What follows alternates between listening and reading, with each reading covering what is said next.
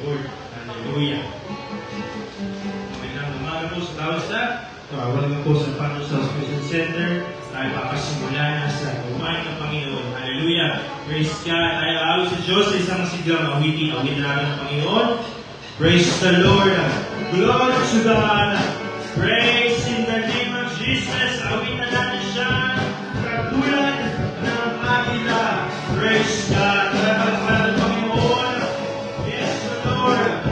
Katulad ng agila, tayo ay lilipad. Hindi mapapagod ating mga pagpapag. Tayo'y magkadala na buhay ay sigla sa mga anak ng Diyos na nakikita.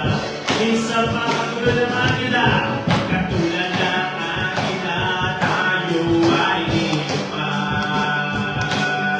Hindi mapapagod ating mga pagpapag.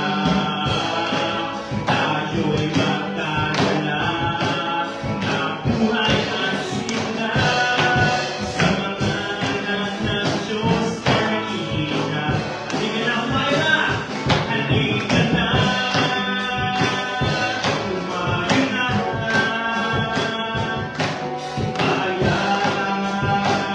Akumpanya. Halika na at magdala. Magbigay kalakasan sa presensya niya. Katulad ng sabi ng magpasan, katulad ng agila, tayo ay lilipad. Hindi mapapagod ating mga pagpapag. Tayo'y magkadala ng buhay at sigla sa mga anak ng Diyos na nakikita. Halika na, humayo na! Halika na! Humayo na! Ikaya tagumpanya. Halika na at magdala. Magbigay kalakasan sa presensya niya. Ito ang panahon, hallelujah. Ito ang panahon, di na gusto ang magbasta. Yes, Lord. Ito ang panahon ng pagbabalik loob sa Kanya. Sama-sama, sama-sama na mag-apoy sa ngalan niya. Ang gawa ng Diablo ay tutukin na. Halika na, humayo na! Halika na! Halika na! Humayo na! Humayo na! Ikaya tagumpanya. Halika na! Halika na! At magdala! At magdala! Magbigay kalakasan sa presensya na wala sa itong panahon. Ito ang panahon, di na gusto ang magbasta. Yan, sunod ka. Ito ang panahon ng pagbabalik loob sa Kanya. Sama-sama, sama-sama na mag-apoy sa ngalan niya. Ang gawa ng Diablo ay tutukin na. Halika na, humayo na! Halika na! Halika na! Humayo na! Humayo na! Ikaya tagumpanya. Halika na! Halika na! At magdala! At magdala! Magbigay kalakasan sa presensya. Kasama natin ang Panginoon.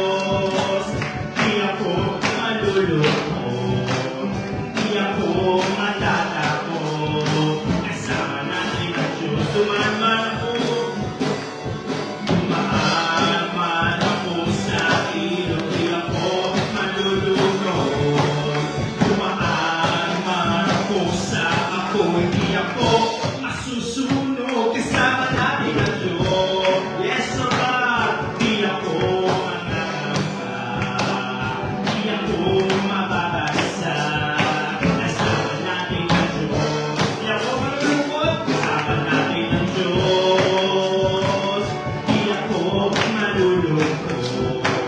Di ako matatakot. Kasama natin ang Diyos. Tumahan ka sa mga pagsubok. Tumahan man ako sa ilog. Di ako malulunod. Tumahan man ako sa ako. Di ako masusunod. Kasama natin ang Diyos. Yes, O Lord. Di ako makakamba. Di ako mababasa. Kasama natin ang Diyos. Malulungkot. Kasama natin ang Diyos. Di ako malulungkot. Di ako matatakot. Kasama natin ang Diyos. Kasama natin ang Diyos. Kasama natin ang Diyos. Kasama natin ang malapangalan ko rin natin ang Panginoon. Praise the Lord. Glory to God. Thank you, Jesus. Hallelujah, hallelujah. Salamat, Panginoon. Salamat. Hallelujah. Tayo awit sa Panginoon na panumanin na awitin natin ang Diyos. O lamang, pag-ibig ng Panginoon.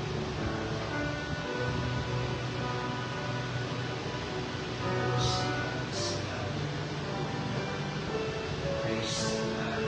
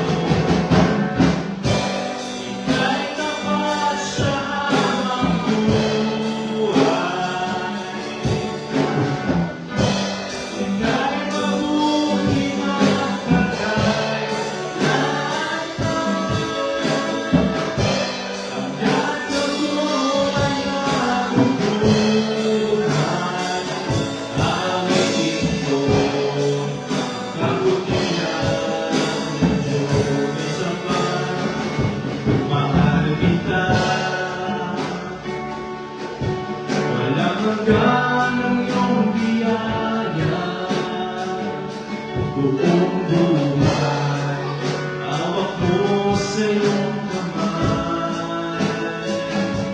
Mula sa aking pagkulang hanggang sa pag-ibig, awitin ko ang kabutihan ng Diyos. Sinasabat ng Diyos,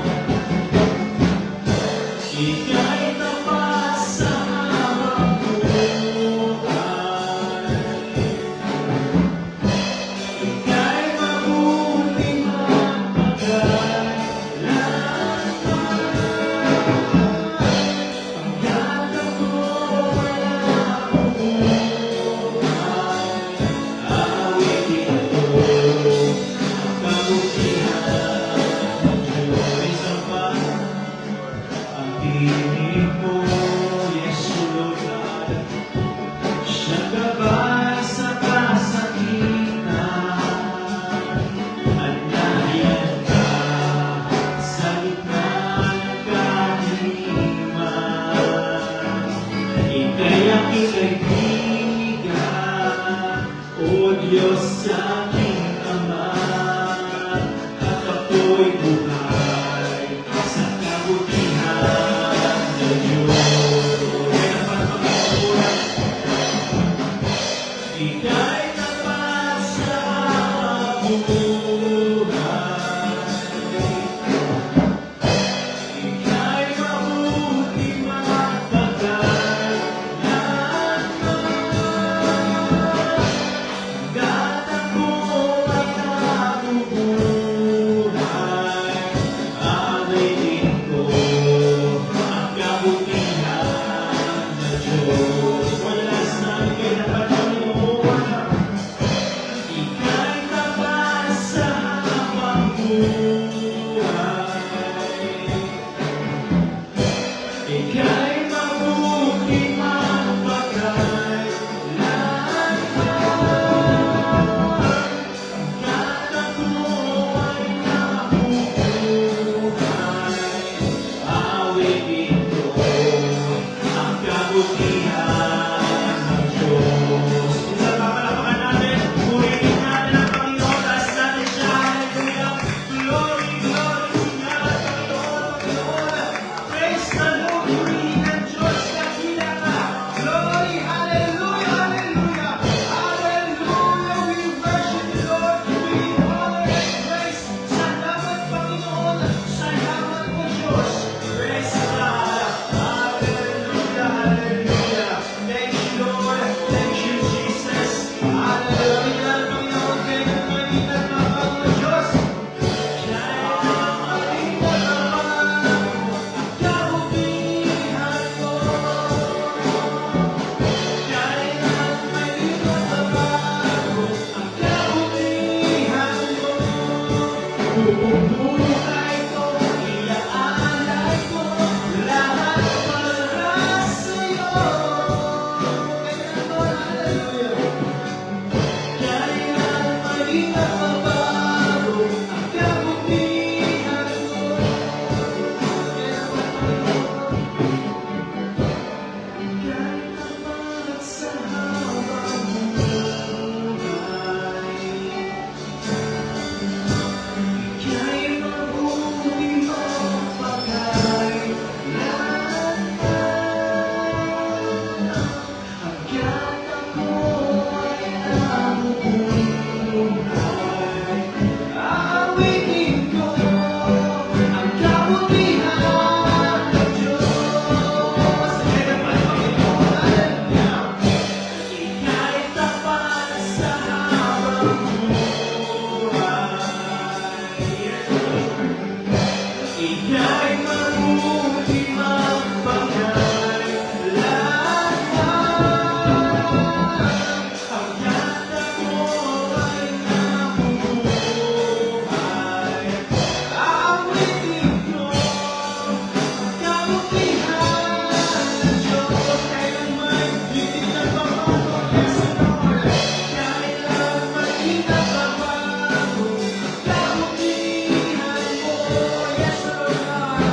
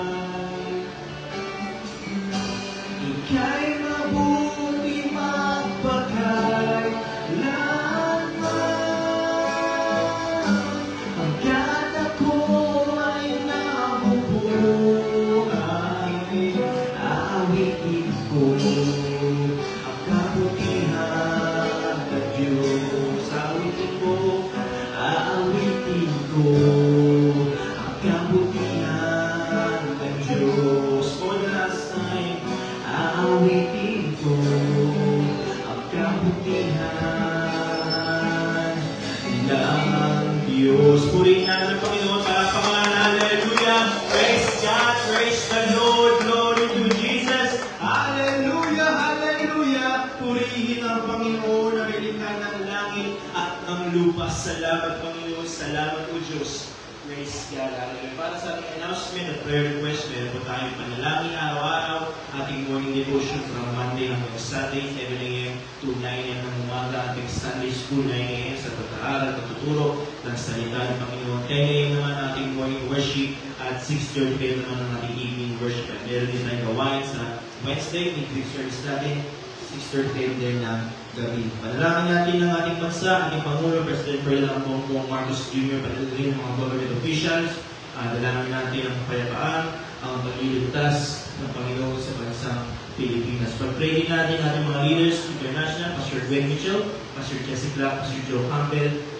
Kasama din natin ating national leader dito sa bansang Pilipinas, Pastor Boy Kisipida, kasama din ng mga regional leaders, Pastor Crom Beneventura, Pastor Nalo Bucay, Pastor Ernie Menente, Pastor Charlie Cardias, Pastor Yelizabeth, at ang ating Mother Church, Pastor Rico Herrera. At pag-pray din natin ang mga fellow Pagkalaran Global Churches, Pastor Gerson Balbuena, Pastor Noel Torres, Pastor Richard Isay, Pastor Vincent Saber, Pastor Marcio Riano, Pastor Kong Canyosa, Pastor Jinray Luchaida, Pastor Sam Bulbul, Brother Jameson Layton, Brother Noel Barca, Pastor Melvin David, Pastor Jonathan Ciales, Pastor Jess Pancho, at Pastor Larry Dumaya. Kasama din ang mga ating mga pastor sa Ibayong Dagat, Israel, Abu Dhabi, Cambodia, Indonesia, Laos, at yung mga kapatid sa Vietnam, sa Japan, at pag-pray din natin ang bayang Antipolo, Upper, aking pastor, Pastor Camille Lucena, ang Pagsambayan, Spiritual Breakthrough, Financial Breakthrough, Salvation and Deliverance, Soul Akin, dalangin nila sa Limbusari, sa Lining Lote, at transportation vehicle ng ating church. Pray din natin mga healing and prayer requests si Sir Garcia, Brother Nono Tataro, Bonifacio San Pedro, Shirley San Pedro, Lita Lorena Sada Dulog, Sir Tongping, at ilapit na sa Panginoon ating mga mahal sa buhay o ating mga alahan na sila yan hindi makaparinig na salita ng Panginoon at meron ang karamdaman ngayon ng mga natin na sa Panginoon, siya magpapagaling, ang Diyos magbibigay mula sa ating buhay. Praise God. Ating activities, meron po tayong Jubilee Service sa Baclaran, December 13, ito ay Sabado, at ang ating Impact Team next year, March 21, 2026.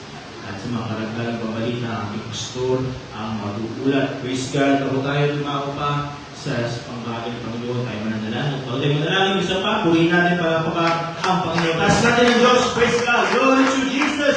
Hallelujah! Praise the Lord! We worship you, Lord God!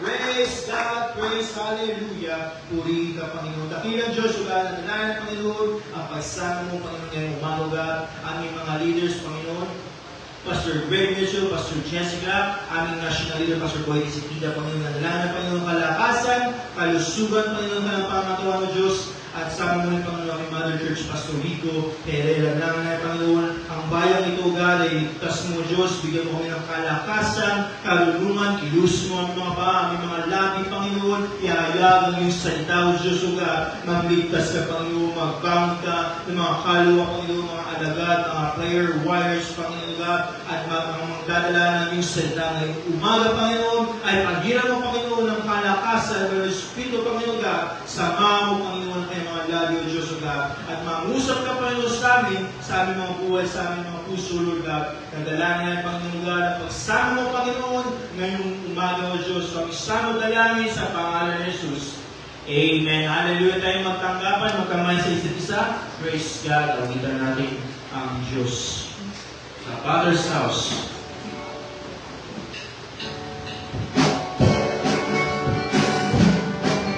Yes, O Lord. Sa Father's house ay hindi ka nag-iisa. Sa Father's house ay maraming kang kasama.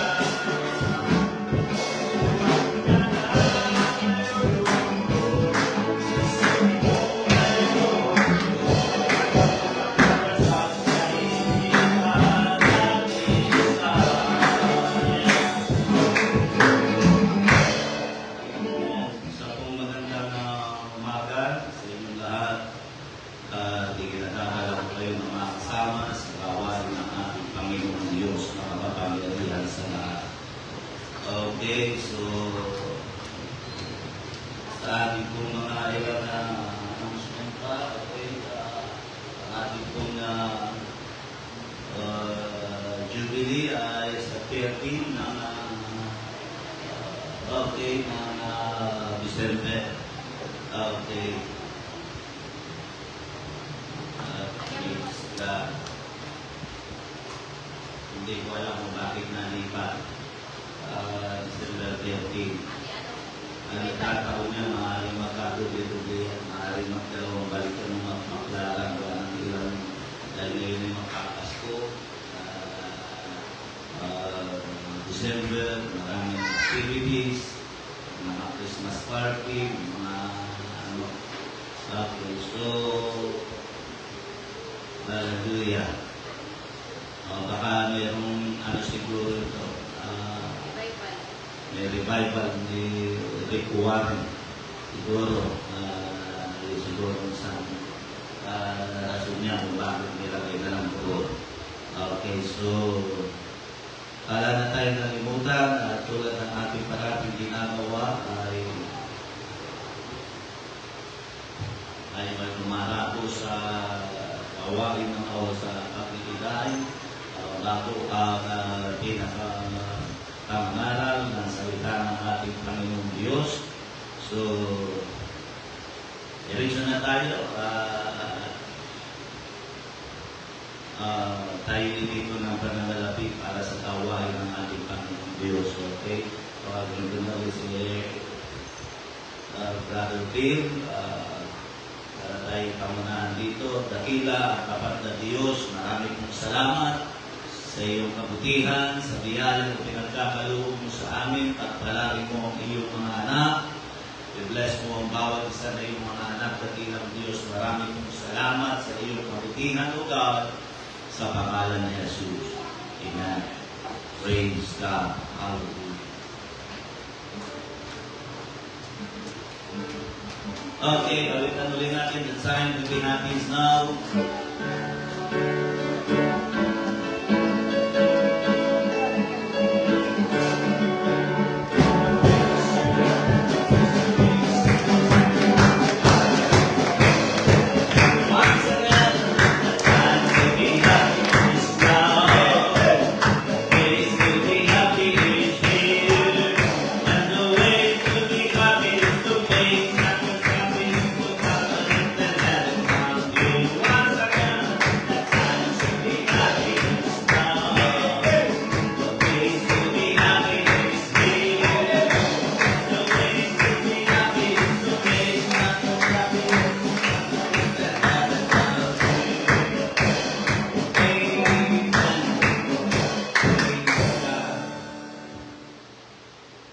May sinend ako sa YouTube na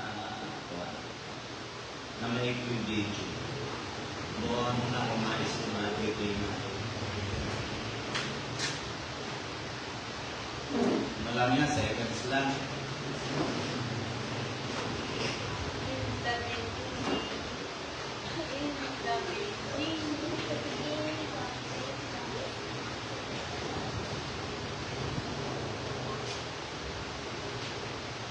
Alis pa.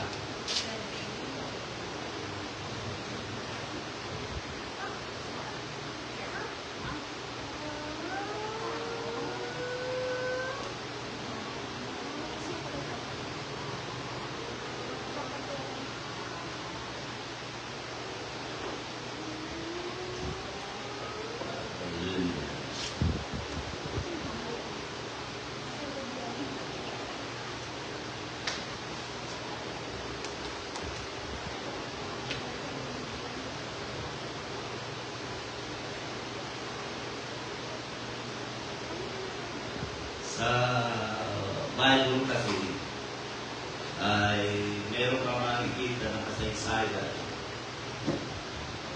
na wala na nang ginagawa. Okay lang. Meron kang makikita ng kasaysayan na one time sa ministry ng ating Panginoon, meron siyang na-meet na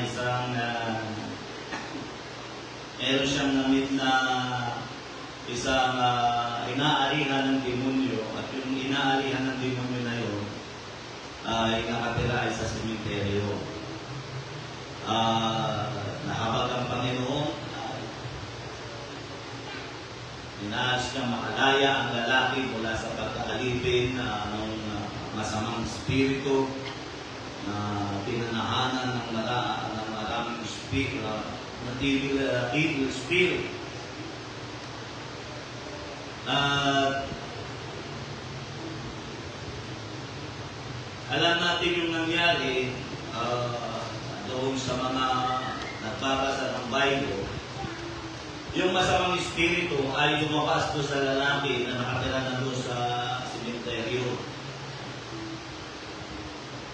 Pero bago lumabas yung masamang espiritu, nakipag-usap niya sa Panginoon at naghingi ng request na kung maaari sila'y pumasok doon sa katawan ng mga baboy. Kasi meron doon kawan ng mga baboy na nasa lugar na yun. Pinayaan naman ng Panginoon. Sige, pasok kayo sa mga baboy. Kaya minsan doon na rin kinuha ng isang evangelista natin na ang Panginoon daw na hindi matano. Ang Panginoon daw ay makagbigay. Pwede mo pati daw demonyo nagre-request sa Kanya, nananalangin sa Kanya. Dinidinig ng Panginoon. Kaya sabi ng evangelista ngayon, kaya tayo pa kaya, hindi naman tayo baboy. O hindi naman tayo masamang espiritu. Pinagbigyan ng Panginoon.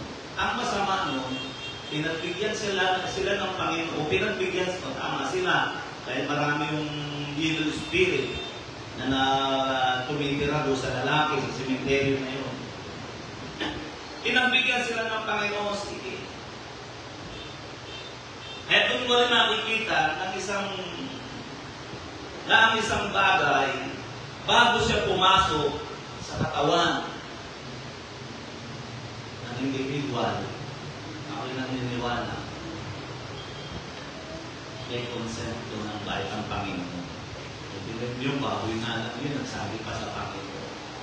Di ba? Kaya kapag mayroon nakakita mga poses, sa aking pag-aunawa, pinintulutan nila ng taong na poses. Maaaring kaya yun yung poses dahil willing siya sa mga evil spirit. Pinapakinggan niya lagi yung mga evil spirit. Nagkakarisa sila ng puso. So ngayon na, pinagbigyan ng Panginoon. Ang masama doon, hindi sila pinagbigyan ng baboy. Ano sabi doon? Nang pumunta sila doon sa mga baboy, ang ginawa ng mga baboy ng patiwakan. Mas ginusto ka nilang sila ay mamatay at magpakalutod doon sa ilog, sa tubig, kaysa sila ay pagharian ng masamang espiritu. Sino nakabasa naman? Kaya minsan dahil kaya katalino ang mga baboy. Minsan mas matalino pa sa tao. At yung gusto kong ipakita sana ng video, yun ay sa lunglon ng pangyayari na mayroong isang jeep na may karga-kargang mga baboy. Hindi inaasahan masunog o mag-apoy ang sasakyan na may kargang mga baboy yung jeep. Nung masunog yung jeep, yung makargang mga baboy, nalaman nilang nanganganib ang buhay nila. Nagsipagtalunan doon sa jeep at tumakas para ingatan ang kanilang buhay na hindi sila malitsyo. Kaya nung makikita ko kasi, nakita ko lang, kaya ngayon ko lang naisip, nakita ko sa ito, maganda ito. Relate ito sa ipangangaral ko maganda ito. Doon ko nakita na ang baboy may puso. Kasi naunawaan niya na nasa panganib sila. Na kung sila'y mananatili doon sa loob ng jeep, mamamatay sila. Agad na nga sana makita mo, yan, hinabot ng mga taong bayan kasi takbuhan yung mga baboy kung saan takbuhan doon sa mga bahay-bahay Kasi ba nang nakakulong nga sila doon sa jeep, nag-apoy yung jeep. O di kanya-kanyang talungan doon sa bintana ng jeep. Dahil ayaw nilang sila'y masunog at malitsyo. Kaya nakita ko roon, ang puso ang nag-iingat ng buhay ng tao. Totoo po ba yun?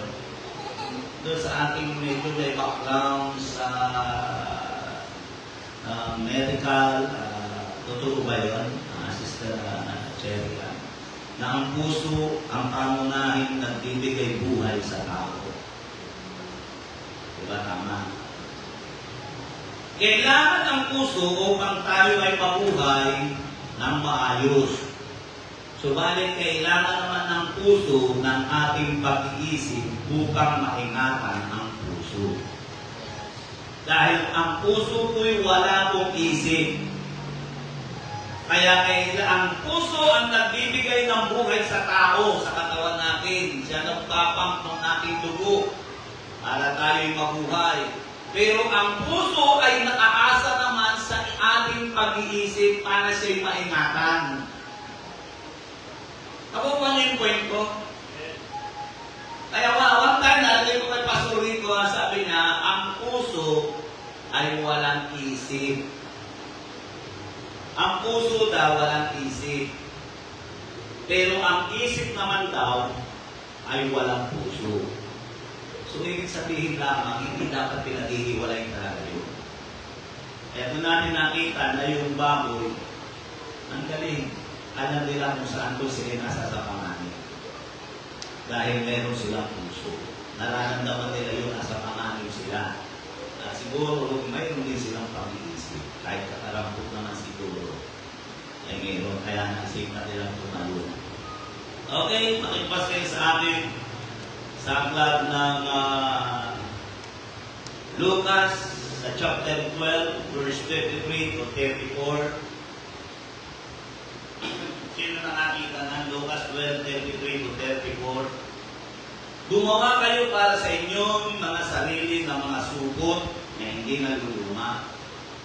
Supot, ibig sabihin, supot at iba yung supot sa supot na hindi naluluma ng isang kayamanan sa langit na hindi nauubos na do'y hindi lumalapit ang pagnanakaw o naniniraman ang bukbok.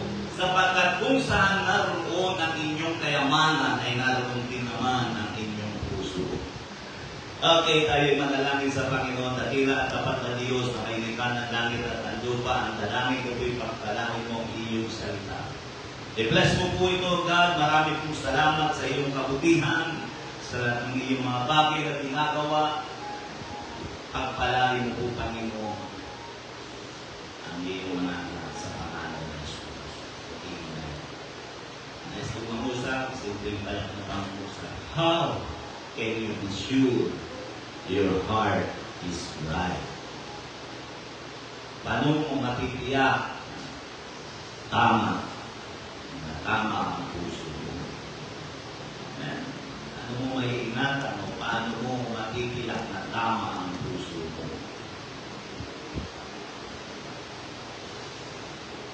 Gaano kahalaga ang puso? Well, alam natin na ang ating physical heart ay nagpapump ng ating dugo sa ating katawan continuously throughout our lives na hindi natin kailangan pang utusan o paalalahanan. Hindi tayo maaaring mabuhay kahit ilang sandali kung wala ang ating puso. Kung gaano ka-importante ang ating physical heart, which is visible to o maaaring makita the same way na ganun din ka-importante ang ating spiritual heart, which is invisible o nakikita. Ang ating spiritual heart ay naroon ang ating feelings, ang ating mga bagay na ating pinahalagahan. Ang ating spiritual heart at ang ating physical heart ay parehong napaka-importante. Kung titignan natin ang anatomy, ayon sa mga pinauukulan, sa mga eksperto sa kanilang sa mga puso ng tao, ang ating puso ay maraming parte. Nariyan ng ating right ventricle, left ventricle, right atrium, left atrium, at marami pang iba. Hindi maaaring mag-function ang ating puso kung wala ang isang sa parte nito. Hindi katulad ng ating kidney o ng ating lungs na pwede mong alisin ang isang parte nito. At ang natitira ay maaari pa rin mag-function ang puso. Hindi maaaring tanggalin ang isang part nito at i-expect mo na gagana pa rin siya. Kung ang ang isa sa part nito ay na-damage o hindi gumagana properly, ang part na yun ay kailangan ayusin upang ito'y muling mag-work o mismo ang buong puso ang papalitan. Ganun kahalaga ang puso na tila baga ang Panginoon ay pinapakita sa atin ang kahalagahan ng ating physical heart sa ating spiritual heart. Although ang mga surgeon o ang mga doktor sa puso ay gumagawa ng masususing at madetalyadong trabaho upang magkaroon ng kakayanan na kanilang makita ang nasirang tissues o mga nabarang vessel sa puso, pero hindi pa rin nila maaaring ma-pinpoint ang lugar sa ating puso. Kung saan part tayo in love at kung anong bagay ang ating kinatatakutan, kung ano ang kasalanan ng ating kinukumit, at hindi na nila malulocate ang lugar na kung saan ang ating pag-worship kay God o kung anong bagay sa ating buhay ang ating kinahalagahan.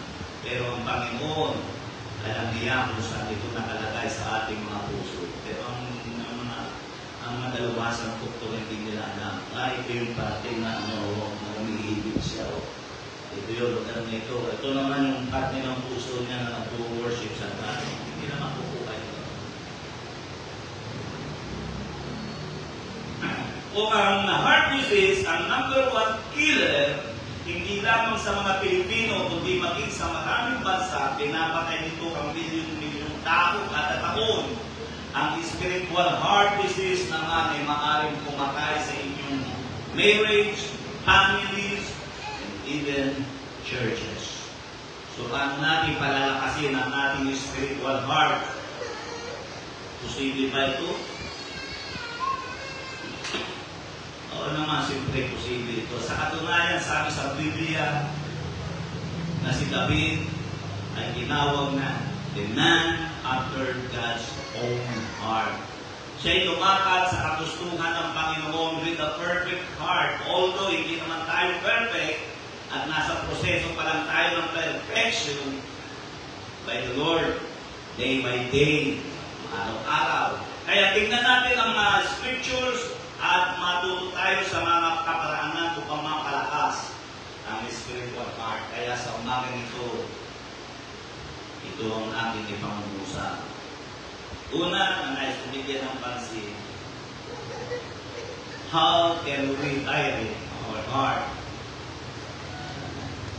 Guard your heart affection. Yan ang sabi ng salita ng Panginoon. Tawitan chapter 4 verse 23, ang iyong puso ay buong sikap mong ingatan, sapagkat mula dito dumadaloy ang mga bukal ng buhay. Sabi sa King James Version, ang lahat ng issue usapin sa buhay ng tao narito sa puso. Kaya dapat talaga bantayan mo ang puso mo. Bantayan ang inyong puso, nasa ating puso dumadaloy ang issues ng buhay. Ito ang bukal ng buhay. Kaya naniniwala ko kung hindi kayang bantayan ng tao ang puso niya, hindi rin siya kayang bantayan ng Diyos.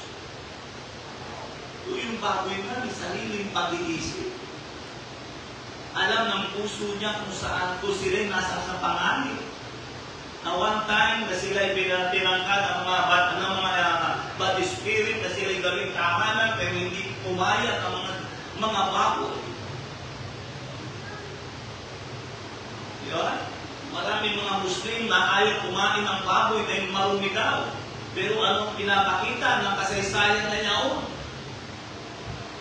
Maaaring marumi sila sa kabalabas nilang kaanyuan.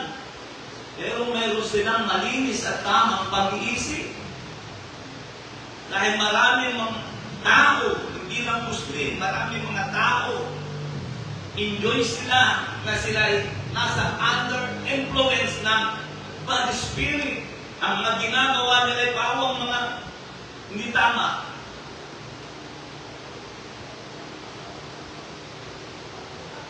Kaya dapat natin maunawaan yung tulad ng aking sinabi, ang puso ng tao, napakalaking bagay yan upang ikaw ay magmana ng kaharian. Kung hindi tama ang puso mo, huwag kang umasang papasok ka sa langit. Kaya anong sabi ng Panginoon, ibigin mo ang Diyos ng buong puso mo, ng buong lakas mo, ng iyong buong pag-iisip. Kasama na naman ano. Hindi ka ito pwede paniwalain ang puso at pag-iisip. Eh, hindi po pwede laging tulibo ang puso. Pwede ka. Pinagamitan niyan dito. Meron ako nabasa sa isang magazine na top 10 most secured place in the world. Ibibigay ko sa inyo ang tatlo sa 10 pinaka-safe na lugar sa buong mundo. Number 3, ang Area 51, top secret, Air Force Base sa Nevada. Ito ay sekretong lugar na kahit ang mga sundalo ay tinatanggi na ang lugar na ito ay nag-i-exist. Ito'y mayroong mga sensor sa paligid at nalalaman agad kung ano o sino ang pumapasok dahil sa amoy. Upang amoy ito, kilala daw agad yung tao. Sa amoy pa lang matindi ang tama nito. Diba ang amoy? Eh, hindi ka ba din makakapasok doon? Pero parang gano'n ano? May lugar parang gano'n kahit-kahit. Hindi mo na kailangan maglabas pa ng identification card mo o ID. Hindi lang kailangan. Mapatapat ka lang doon sa aparato, alam na agad niya, hindi ka taga rito. Hindi ka empleyado sa lugar na ito, kaya hindi ka pwedeng makapasok. Number 2, ang multi-historic car park sa England, sa 10th floor high, ay may kakayanan na mag-park ng 440 cars. Ang security nito ay vacuum system. Sa 6 na taon na operasyon nito, wala ni isa mang sasakyan na nabandalize, nasira o nanakaw man o nagkaroon ng bangasan, nakasikasan dahil doon sa secure na security system, computerized. Ang number 1 ay yung Fort Knox na tinatawag na kung saan inilalagay ang mga gold reserve ng Amerika. Ang building na ito ay equipped ng latest and most modern protective devices. Ang bawat pinto nito ay kinabubuuan ng different codes para sa mga different staff na magkakaiba ang kombinasyon. Kung nakikita niyo ito na pinalabas ito sa pinasok nitong Bruce. Tumaan sa ito sa ikuha ng iluko siya. Pagubos mo ito. Tumulog. Mission Impossible. Yun. Yung lugar na yung pinasok niya. Napasok niya pero totoo nun, hindi napapasok ulit ng kahit na sino. Kung paano ang mga lugar na ito yung hinihigpitan ng bantay at security, hindi ba't mas higpitan natin ang pagbabantay sa ating puso? Sapagkat ito ang pinaka-importanting lugar sa buong mundo. Kung ang ating bahay nilalagyan natin ng screen, ang mga bintana upang ang mga lamok at ang mga insekto ay hindi pumasok sa inyong masigit na dapat bantayan ang puso. Nasa puso dumadaloy ang bukal ng buhay. Yan ang sabi sa aklat ng Kawikaan 4:23. Proverbs 4:23, ingatan mo ang iyong puso ng buong sikap sapagkat dinadaluyan ng buhay. Kaya dapat talagang ingatan. Alam mo, araw ng linggo, hindi tama. Araw ng linggo, wala ako sa gawain ng Diyos. Hindi tama ito. Maaapektuhan ito. Mamamatay ako ito spiritually. Kaya yung baboy, alam niya maaapektuhan siya. Hindi tama ang nangyayari. Ang kanyang pinalalagyan, tumatas siya doon sa jeep. Pero nakakalungkot, minsan may mga Christian, hindi nila alam kung tama ba ang lugar na kanilang pinalalagyan. Ano natin iniingatan ang ating sarili. Katulad kahapon, yung nag-imbita ko sa amin, pamangkin ni Mrs. na yung anak ay libo. Yung kaunting kainan doon, pinuntahan namin. Yung pamilya ni Mrs. nakita-kita, nagpapanapan po. isa pa nga ay nagpiyansa pa para lang makapunta roon. Para lang magpapangi-pangin ka. At nagkasama-sama. Alam niyo, sa totoo lang, ilang beses na, lalo na yung pinakapanganay nila, nagkakaroon ng minsan ka nagtatampo na eh, ng okasyon, hindi kami nakakapunta. Eh pagkaba naman, dati naman ginagawa ay dati ay araw ng linggo. Kaya nung naroon kami, kita-kita kami, pinabayaan ko. Sige kami yata, bumalik pa yata eh. Kaya mo na, kasi nakita niya yung mga pinsan niya, yung mga anak niya, sa side lang ni Mrs. niya. Kaya, marami ko,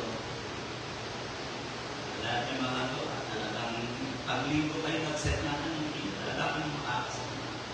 Dahil ang araw ng linggo para sa amin ay sa Panginoon. Yun yung puso namin. Kaya ang mga tunay na Kristiyano hindi dapat nawawala ng araw.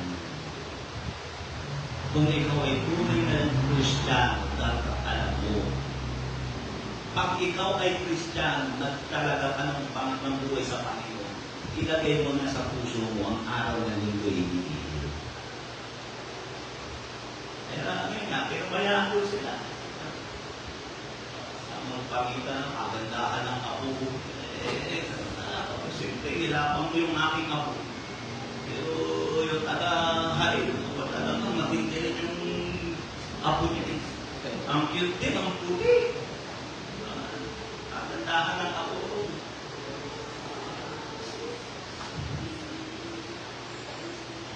Kaya lang, nangibabaw yung katalinuhan ni Diego.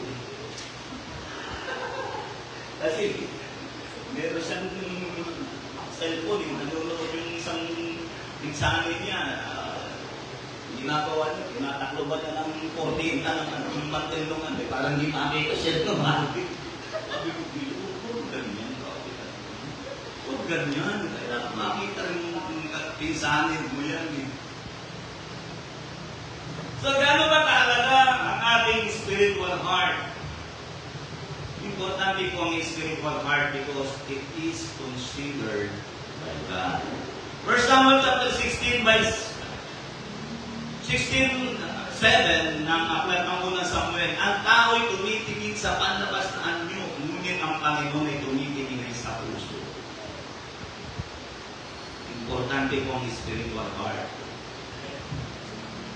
Because it determines our self-worth.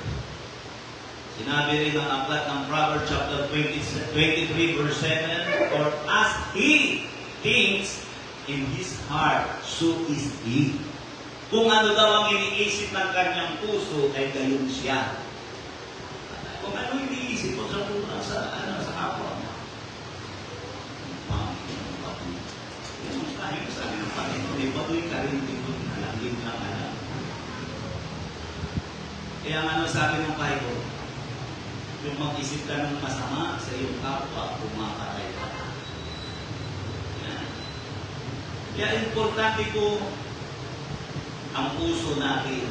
Dapat natin alamin. Matthew chapter 15 verse 18 to 20, ngunit ang mga bagay na lumalabas sa bibig nagmumula sa puso at siyang nagpaparami sa tao sapagkat nagmumula sa puso ang masasamang pag-iisip, pagkatay, pangangalunya, pakikiapit, pagnanakaw, pagsaksi sa kasinungalingan, paglapastangan. Ito ang mga bagay na nagpaparami sa tao. Kaya dapat ingatan talaga ang puso. Kung mayroon ka ang dapat ingatan, yun ang puso mo. Hindi yung dahil mong ringi. At dapat ang iniingatan ay puso.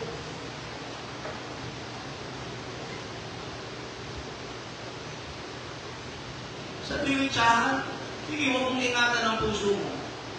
Kaya isang taon, meron ka ng cancer. Hindi na nagpapangsyon ang puso mo. Hindi na nagpapangsyon ang ma-hospital ka. Kaya hindi mo iniingatan sa mga vices, Hindi lang yung sa physical na usapin. Sa kung ano yung kinakain mo, iniinom mo, maging sa pag-iisip at inaasan natin, dapat iniingatan natin ang ating puso. Una, alamin mo kung saan nakatuon ang inyong puso. Dapat alam mo yun. Pag nakita mong hindi na tama ang pinagtutuunan ng puso mo, kung binabantayan mo yan, supilin mo kagad. Ganun ang pagbabantay ng puso. Alamin mo kung saan nakabukas ang aking puso. Saan nakabukas ang puso mo? Anong priority ng puso mo? Dapat alam mo yan. Hindi mo tama ito. Anong una? Ang priority ng puso mo. Laging magbasa ng Bible. Laging nasa church. Pero may nakagawa ko na hindi dumalo. Ay, hindi na tama ito. Ano may ibig ko sabihin? Alamin mo kung sino ang nag-ahari sa puso mo. Yan po ang pagbabantay. Sino nag-ahari? Sino nagpapagalaw ng puso mo o ng katauhan mo, ng pag-iisip mo? Isa pang bagay, alamin mo rin kung anong ipinapakain mo sa iyong puso. Alamin mo, pinapakain mo. Pero mo yung nakaraan. Naglaling mga resalino lang. Ibabataw yung mga kurak. Ang pagkat nababasa pa naman sa tingin ko, anong pagkaunawa nila patungkol sa kurak? Alam niyo kung bakit naging ganun sila? Ang pinakikinggan lagi nila ay mga taong baluktot ang isip, mga komunista. Kaya kasi kung anong pinakikinggan mo, magiging ganun ka. Dahil kung ano yung pinakikinggan mo, yun ang pinakakain mo sa puso. Sino naniwala doon? Pinakikinggan mo lagi? Mga alipuris ni Sarah? Mga alipuris na kung sino-sino? Mga tinawan?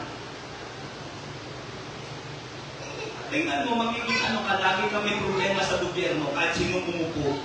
Kasi lagi ka sa bawat, sa software, sa television, ang napapakinggan mo lagi, pumapasok lagi sa isip mo, sa puso mo, ang nakaupo, rebelde. Sabi ko nga sa paligid, hindi ba kayo nagsawa? Panahon na pa ni Marcos, ang sigaw ni Dagi, palitan. Pababain. Sinong pumalit? Pumalit si Cory. Pagkarado nilang buwan, ano pa rin ang sigaw? Palitan. Sino pumalit kay Cory? Si Ramos yata. Ano na? Nung nakaupo na si Ramos, palitan. Pumalit. Italikan ulit, huwag natapos yung termino. Sino ang pumalit naman? Si Hilo Garcia. Ano nangyari? Palitan. Tapos, sino ang pumalit kay Hilo Garcia? O pumasok pa yata, si Era. Pumasok yun, nakadalawang taon yun eh. Anong sigaw? Palitan. O pumasok na ulit, sino pumasok? Isa pang Makino. Ano ang sabi? Hindi daw tama dahil pinabayaan na yung mga sundalo sa Davao, sa nasa kapan mo kayo. Ano nangyari? Pinalitan naman ni Duterte. Ano ngayon? Palitan daw uli. Ngayon si Marcos naman, palitan daw uli. Sabi ko nga doon sa paligid, tutus-tutusin ko kayo. Hindi na wala na kayong kasigahan. Sinong gusto nyo ipalit? Sabi ko, bakit gano'n ang puso nila? Kasi puro mga rebelde ang pinakikinggan. Yun ang ibig ko sabihin. Alam mo rin kung anong ipinakakain mo sa iyong puso. Si Samson, binantayan niya ang pinagmumulan ng kanyang lakas. Yung nakakilala kay Samson. Binantayan ni Samson ang kanyang pinagmumulan ng kanyang lakas. Inalagaan ng buhok niya. Parating na kalibang. Talaga namang laging nasa beauty parlor yung kanyang buhok. Di ba? Dahil nandun ang lakas niya, pero ang hindi na ingatan ni Samson ay ang puso niya. Umibig siya sa isang patuto na kalaban ng kanyang bansa. Sa madaling salita, hindi niya kalaki o hindi niya kasampalataya. Malakas siya. Pero yung puso niya hindi niya ingatan. Kung ako na yung ibig para ako sa inyo, ingatan niyo ang puso niya. Doon siya bumagsak. Pangalawa, Guard your heart. Ang una kong bibigyan ng pansin, guard your heart affection. Pangalawa, establish eternal values. Establish mo. Yung mga mahalagang bagay na dapat mong pahalagahan. Kita mo kaya nga sabi ko, nabuo yung risalin nyo na yun. Para daw sa anti-corruption. Pero ang nakita ko yung mga speaker nila, mga komunista, na hindi papapasok-pasok.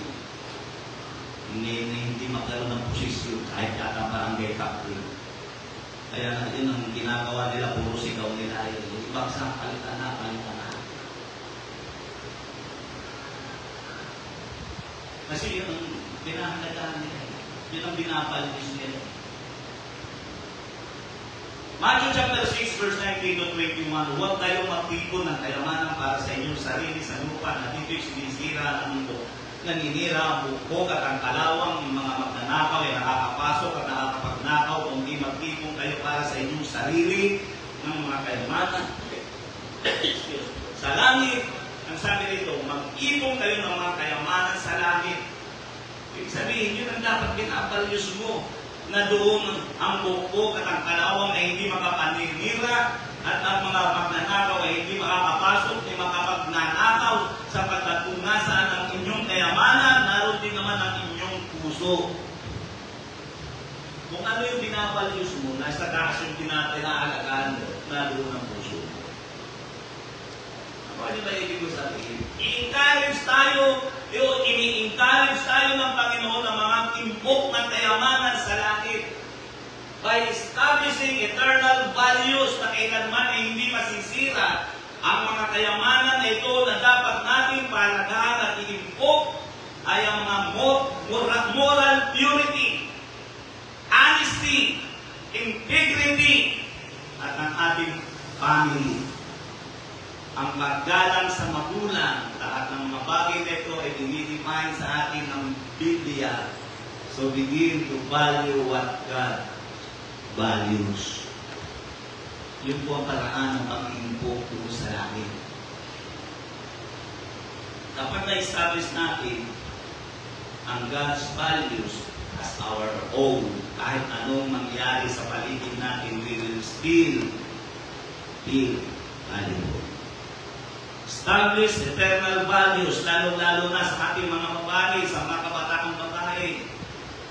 Importante that you feel value. At ito ay dapat na na-establish nyo sa inyong sarili. Sapagkat kung mababa ang inyong sense of self-worth, mauuto kayo ng mga lalaki, magugulat lang kayo. You know why? Kasi nga, ang sabi ang weakness ng mga babae ay ang kanyang tenga. Ano yan? Kung ano ang naririnig ng tenga ng babae, doon yan narinig. Kung ano ang nababasa niya sa chat, ay nako, tenga at mata magkaugnayan. O ang puso at isipan ay magkaugnay. Tenga at mata magkaugnayan. Kasi nga, yan ang kailangan ng babae. Kung ano ang magagandang salita na kanyang narinig ay para itong musika sa kanyang tenga. Kaya kapag mayroong lumapit, huwag magdepende sa kanyang hitsura at kung ano ang kanyang sinasabi, kilalanin mo siya kung ano ang pinahahalagahan niya. At kung makita yun, hindi mo ko sa itsura. Okay. At ganyan ang pamataya ko sa buhay mo, hindi mo naiingatan ang puso mo. Lumapit sa iyo, lalaki, nakita mo may ikaw dito, desisyonan mo na agad. Dahil hindi mo nakikita ang puso niyan. Pero makikita mo ang laman ng puso niyan kung ano ang binabalyos niya kapag may ikaw yan dito. Tama ba o hindi? Makikita mo ang personality niyan, hindi mo makikita, hindi mo mababasa ang puso niyan. doktor na, nabanggit ko kanina, kahit inuupira na nila, literal na nasa harap na nila yung puso nila, hindi nila alam kung anong binabalo ng puso ngayon eh. Pero ang tao, ang lalaki, makikita mo agad ang puso niya kung anong pinahalagaan ng puso niya sa panlabas niya ng ano. Kita mo, may ikaw ito, may ikaw ito. Kaya nung una si Phil, unang bumisita doon sa anak ko, tingin ako, ang itsura. Ay, naku, kung makita ko na, may ano dito yan. Araw ko na pabalik yung dito yan. Mama, gusto yan. Totoo yun. Kasi kilala mo na kagad eh. Ang pamantayan niya, pamantayan ng sanlibutan. Ang puso niya ay binabanyo ay ang sitwasyon ng sanlibutan. Doon mo makikita yun. Sa pananamit na lamang, kilala mo na kagad yan. Kung lalaki ka naman, hanap ka ng babae na gusto mong makasama. Nakita mo yung babae, ano dito, hindi na makapagsalita. Kasi tagda ng tusok ng piercing, the body piercing dito sa katawan niya. Tapos may tattoo dito. Eh lalo na, kung nakaganon ba yung ano, tapos may tattoo dito. Kasi pag may tattoo yan dito, sayang yan, mahal din ang patattoo dyan, kaya ilalabas niya yan. Tapos dito, at dito, sa patinong ano, kaya mag-short na maiksi yan. Hindi ka marunong mag-ingat. Pag ganyan nasukatan mo sa buhay mo, establish your value or self-worth, hindi sa maririnig mo sa mga lalaki o ibang tao, but make sure your self-worth comes from God. Sa pamamagitan nito, you will keep your identity in your heart at hindi ito mawawala sa iyo. Value what God values. Yan ang dapat natin maunawaan. Pahalagahan mo yung mga bagay na pinahalagahan ng Diyos. Ituri mo itong values. Sa mga distraction at mga temptation, ang tao dapat may pamantayan at hindi pwedeng gawing pamantayan ng sukatan ng sanlibutan. Let us be careful dahil ang ating heart ay hindi niya alam na ang bagay na ating binabanyo o pinahalagahan ay nung tama ba o mali. Di ba, rinakit ko na kanina, ang puso walang isip. Ang isip walang puso. Kaya dapat, kailangan natin yung baboy. Ano natin kung tayo makakasama na? Tumakas ka. Ano yung ibig ko sabihin? Hindi yung alam mo makakasama ka na, nag-enjoy ka pa roon. Walang katanungan, walang kaalaman.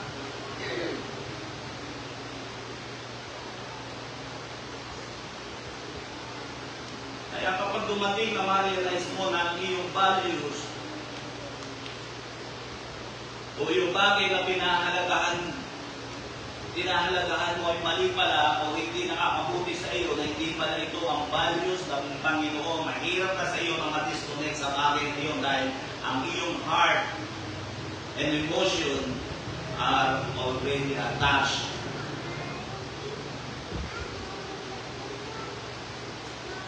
Once na mali ang mga bagay na ating pinahalagahan, makikita mo na ang iyong sarili nasa gitna ng tinatawag na addiction. Adik ka na. Dahil ang iyong puso ay na-attach na sa bagay na iyong pinahalagahan. Tandaan natin na ang heart ay walang kapasidad na ma-identify niya kung ano ang tama o mali. Kaya mag-ingat sa relasyon. Anumang uri ng relasyon na pinapasok dahil mahihirapan ka na ma-disconnect sapagkat ang iyong heart ay naka-attach na. Yan ang bagay na dapat natin maunawaan sa ating pamumuhay.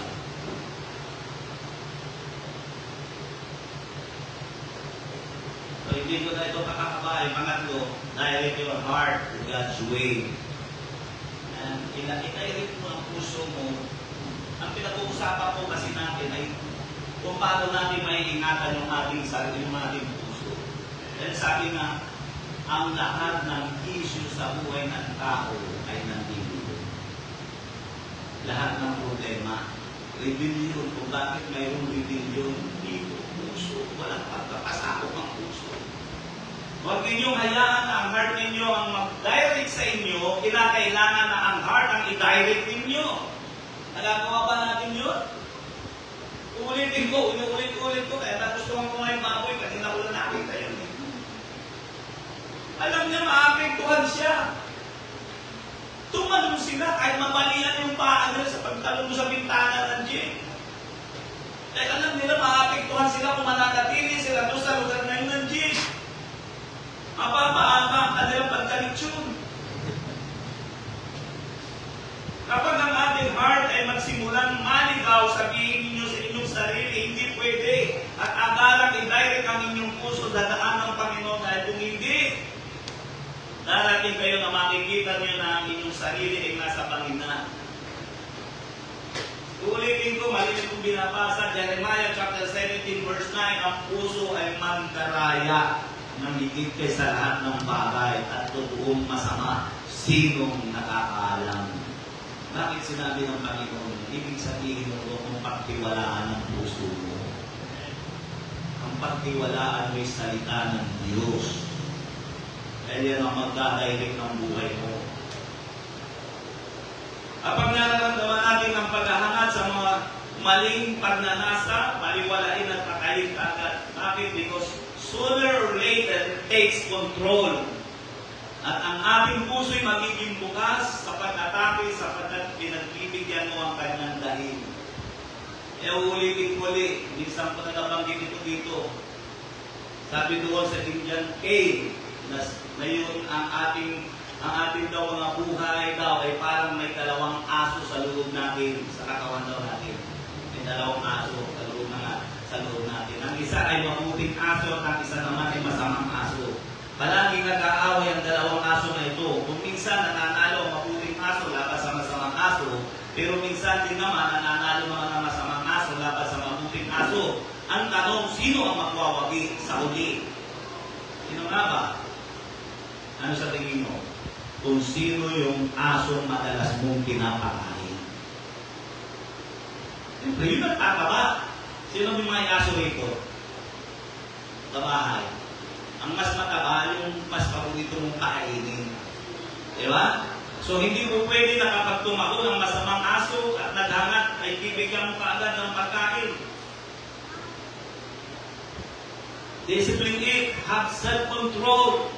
Huwag mong papakainin dahil once na pinakain mo ng gusto yan, ito ay lalaki sa ating mga sarili na ang ating buong pagkatao ay kaya na niyang lamunin. Tingnan mo makikita mo, sunod-sunuran na kayo.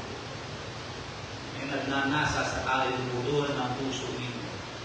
Kaya nga napakagandang prayer ni David dito sa Kawikaan 139 verse 23 to 24. Siyasatin mo ako, O Diyos, alamin mo ang aking puso, subukin mo ako at alamin mo ang pag-iisip ko at tingnan mo kung may nanumang lakad ng kasamaan sa akin at pagtubayan mo ako sa daang walang hanggan.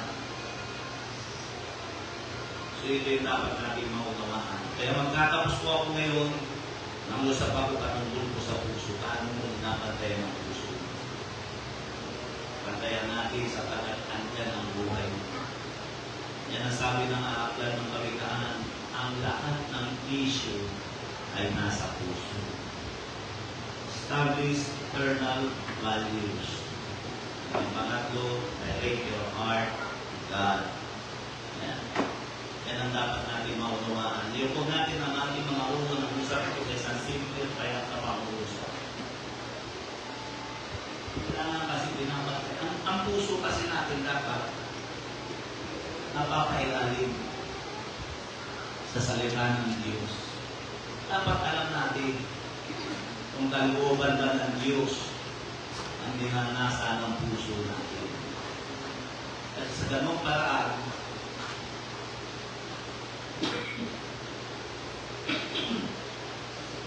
naiingatan ng ating buhay. So, ano sinabi ko? Kaya napakarami mga rebelde mga bata sa ngayon. Kabataan, marunong na sumigaw sa kalye. Kasi saan nakapokus ang kanilang mga isipan? ang pinakakain nila, ang pinakikinggan nila ay mga rebelde. Mga taong walang pagpapasa. Mga taong kaaman ay sariling interes. Ito ang dahilan.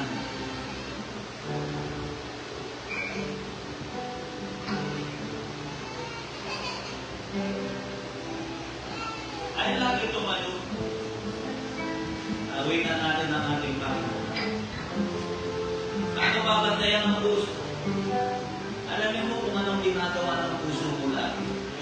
Sabi ko nga, alamin mo kung ano. Kung saan ka lagi inilalagay ng puso mo. Kung ano na ang ginaganawan mo. Yan ang dapat nating maunawahan. Ang mga pinag-usap ko ay mga ilang bagay lamang ito. Ilang bagay na magbibigay tip para sa ating kung paano natin maingatan ang ating buhay. Ang ating sarili. Tulad ng sinabi ko si Samson, naingatan niya yung kalakasan. Walang makatalo sa karmong kapanahunan. Nung unang kala ko si Samson ay isa ng isang kalaman. Pero totoo pala na nag-exist. Nasa Bible siya. At marami mga archaeologists ang nagpapatunay na siya umira. Na siya nabuhay sa daigdig. Yung lakas niya, walang makapantay. Pero hindi niya naingatan ang puso niya. Yun ang dahilan kung bakit nawala sa kanya ang talento niya, ang lakas niya. Nagtuwis ng buhay.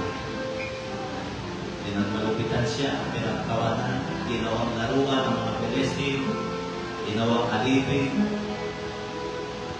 Ay hindi niya naingatan yung isang bagay na dapat ingatan, puso. Sa oras na ito, bukas ang altar.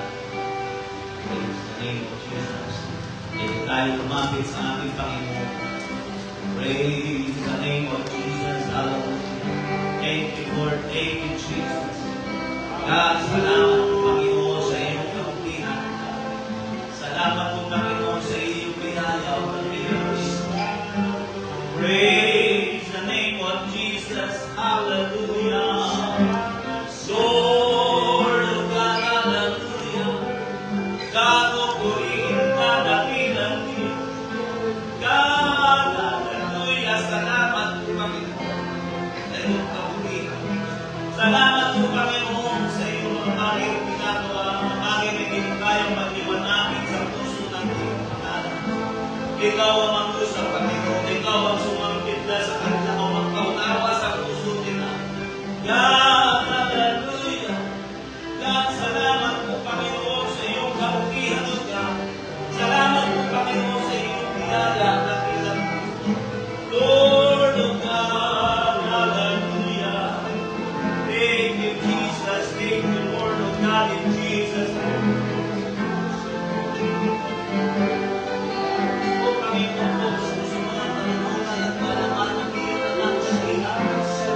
Lord of God, hallelujah. Salamat po, Panginoon, sa iyong Panginoon. God, puspusin mo siya ng ibahin ng pananampalataya. Ang iniwala sa iyo ang kanyang puso na bilang Diyos. God, maraming salamat sa iyo, Mashiach. God, pagpalain mo ang iyong mga anak na bilang Diyos. Pagpalain mo ang iyong anak na bilang Diyos. Pagpalain mo ang iyong anak na bilang Diyos. At tuloy mo sila bigyan ng pagkakatawa sa iyo na bilang Diyos. Yes, O God, hallelujah. Praise the name of Jesus, hallelujah. Praise the name of Jesus, hallelujah. Hallelujah. Ay lagi tumayo. Awitan natin ang Panginoon.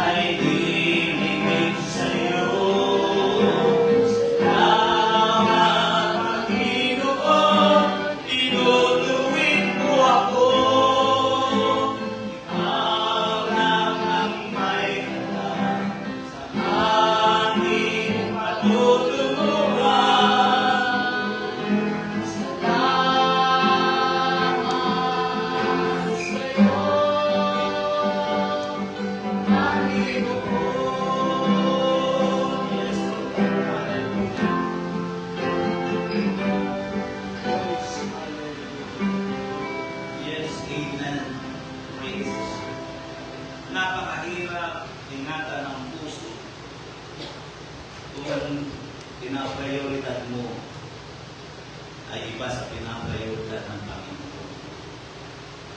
O ang pinapahalagahan mo ay kaiba sa pinapahalagahan ng salita ng Diyos, ng Bible, ng ating Panginoon. Napakahirap. Naalala ko nung nasa Libya, may dumadalo sa atin na ano sila ng fellowship. Hindi ko na lang banggitin ko anong fellowship. Kinuha niya yung aking bigyan daw niya ako ng mga ulam, mga gamot, kasi nurse sila. Tatawag daw niya sa akin. Hindi ko binigay na number. Alam mo bakit? Una lang po, siya babae. Ako'y lalaki. Magkahiwalay kami ng business. Hindi ko talaga dito. Dahil alam ko, mapangalaman. Mag-i-entertain ka ng babae. Kaya sabi ko, ginadaan kita ang business. Dapat alam mo kung saan ka na natulog ka. Alam ko, nasa ano ako, nasa abroad ako. Malayo ako sa asawa ko. Binipad. Ano ako, santo. Sa totoo lang, hindi ko i-entertain. Hindi ko i-entertain. Madami akong mabait at siya bibigay sa iyo. Ang di mo ano ba katabi ko siya ang kumuha. Kung sa akin mo na nagbigay, ano? Ang dami kasi, ang sa doon, nagpapaturo. Dito siya marunong ng English, Arabiana naman. Dito siya marunong ng English, tayo si Chico. Ako nga, di marunong, may guro ko sa iyo. Ang panigid ko sa iyo, kailangan marunong ka. Yun lang po mga